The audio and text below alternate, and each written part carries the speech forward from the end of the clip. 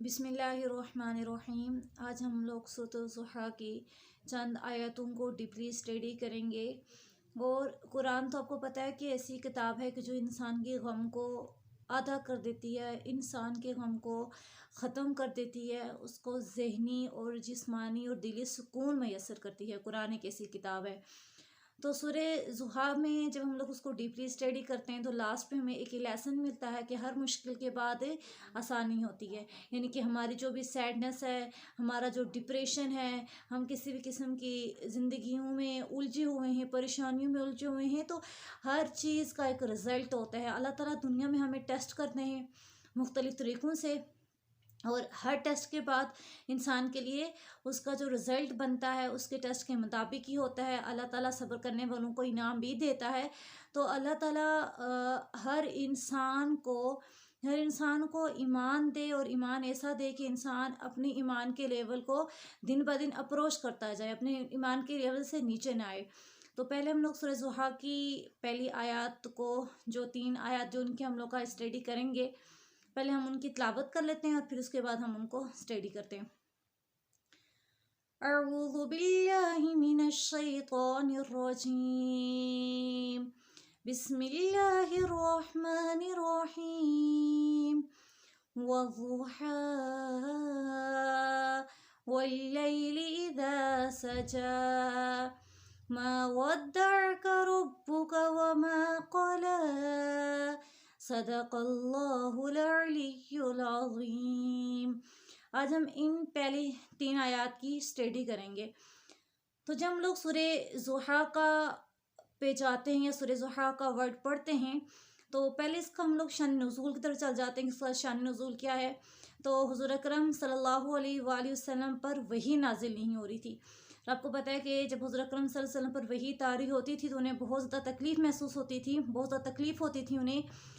तो वहाँ पर ये हुआ कि कुछ लोगों ने उनसे चंद सवालात किए, तो उन्होंने कहा कि मैं आपको उन सवालात का जवाब कल दूंगा, लेकिन उन्होंने इंशाअल्लाह नहीं कहा, जिसके बायस उन पर वही नाजिल नहीं हुई थी। तो जो मुशरिकीन मक्का थे तो वो उन पर मजाक उड़ाना शुरू कर दिया उन्होंने, और उन्हीं के साथ उसमें अबू जहल की जो बीवी थी वो भी उसी में शामिल थी। तो उस दौरान हुज़ूर अकरम सल्लल्लाहु अलैहि वसल्लम को वही का शिद्दत से इंतज़ार था, और वो परेशान थे कि ये वही मुझ पर नाजिल क्यों नहीं हो रही है। और एक औरत उनके पास आती है और आकर उनको ये कहती है कि क्या तुम्हारे शैतान ने तुम्हारा पीछा छोड़ दिया? नाउज़ु बिल्लाह, अस्तग़फिरुल्लाह। वो जो कलिमात कह रही थी, अल्लाह ताला ऐसे मुशरिकाना अल्फाज़ों से हमें बचाए। आमीन सुम्मा आमीन। शिर्क वाले अल्फाज़ों से अल्लाह ताला हमारी बचत फरमाए। तो जब उसने ये अल्फाज कहे तो हुज़ूर अकरम सल्लल्लाहु अलैहि वसल्लम ज़्यादा गमगीन हो गई, यानी कि वो अपनी सेहतयाबी ना होने की वजह से, उनकी सेहत ख़राब थी, जिसकी वजह से वो रात को उठकर या तहज्जुद के नवाफिल जो नमाज अदा करते थे वो उन्हें नमाज अदा करना छोड़ दी 2-3 दिन, जिसके बायस उस खातून ने ये अल्फाज कहे थे। तो अल्लाह ताला कहते हैं वज़ुहा, कसम है चाश्त के वक़्त की, यानी कि चाश्त के वक़्त की कसम है, सुबह के वक़्त की कसम है। यानी कि देखें कि सुबह का वक़्त ऐसा होता है कि इंसान की जो उम्मीदें हैं ना, वो जागना शुरू हो जाती हैं। यानी कि जैसे हर गम के बाद खुशी है, और हर खुशी के बाद गम होता है। वैसे आप देखें कि अगर आपको या मुझे किसी रूम में बंद कर दिया जाए, लॉक कर दिया जाए, या अगर हमारे पास कुछ करने के लिए ना हो, तो हम थके हुए हों, तो हम रात का इंतज़ार करते हैं कि रात कब आएगी, हम आराम करेंगे। और अगर हमें कोई काम करना हो तो हम सुबह का इंतज़ार करते हैं कि सुबह किस टाइम आएगी और हम उठ के अपना काम करेंगे। यानी कि सुबह भी अल्लाह ताला की नेमतों में से बेहतरीन नेमत है, और रात भी अल्लाह ताला की नेमतों में से बेहतरीन नेमत है। तो अल्लाह ताला कह रहे हैं कि जो सुबह का जो टाइम होता है, और मैंने पिछली वीडियो में भी ये बात कही थी कि अल्लाह ताला सुबह के टाइम की जो फ़जीलत अल्लाह ताला ने बहुत ज़्यादा बयान फरमाई है।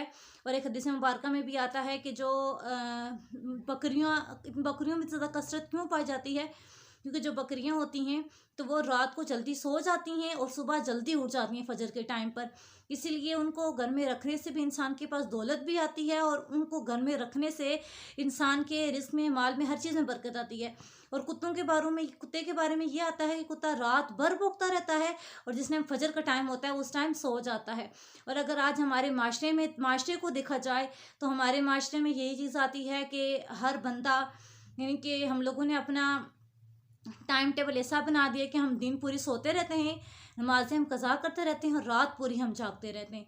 हालांकि ये जो हमने अपना एक टाइम टेबल रखा है ये बिल्कुल गलत है, यानी कि दीन के बिल्कुल बिल्कुल दीन से हटकर पीछे पड़े है। तो क्या ये जो हम अपना टाइम टेबल अपनी लाइफ में लेकर आ रहे हैं, क्या इससे हमें फ़ायदा होता है या हमें नुकसान होता है, कि हम लोग बेटर तरीके से जानते हैं।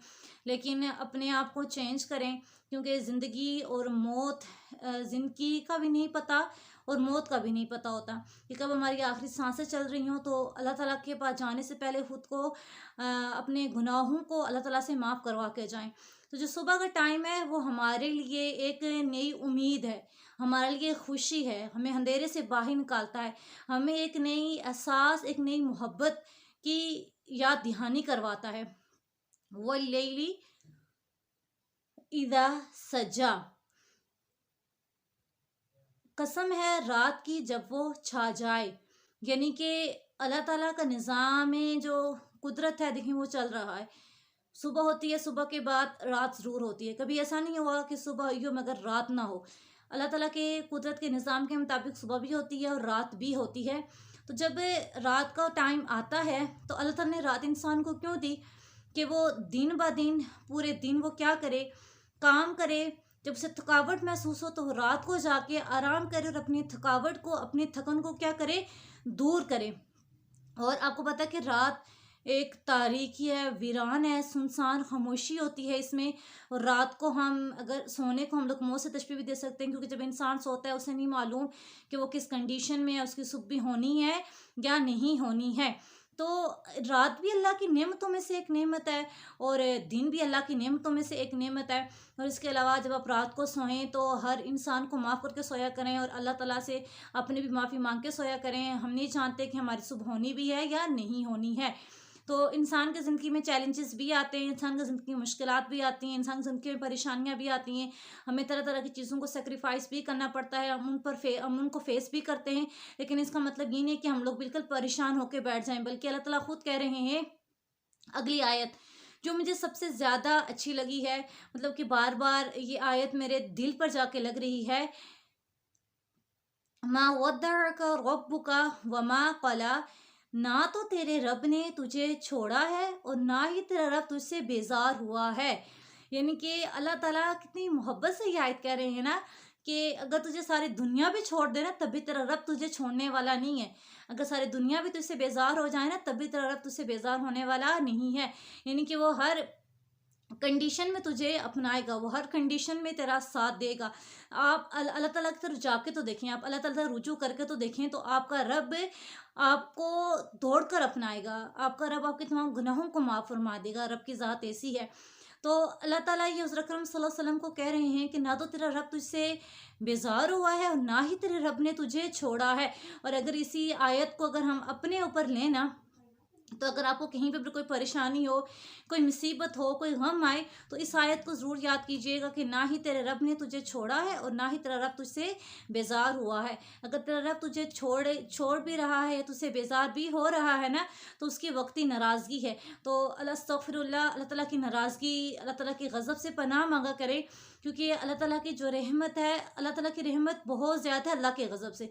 यानी कि अल्लाह की रहमत इतनी है कि अल्लाह के गज़ब को पीछे छोड़ देती है। और हमेशा अल्लाह ताला से अल्लाह की रहमत मांगा करें।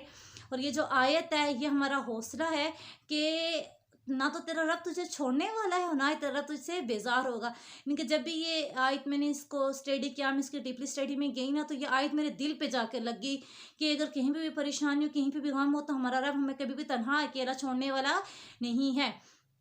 अल्लाह ताला इस पर हमें अमल करने की तौफीक नसीब फरमाए। आमीन सुम्मा आमीन। व आखिरु दावाना अनिल हम्दुलिल्लाह।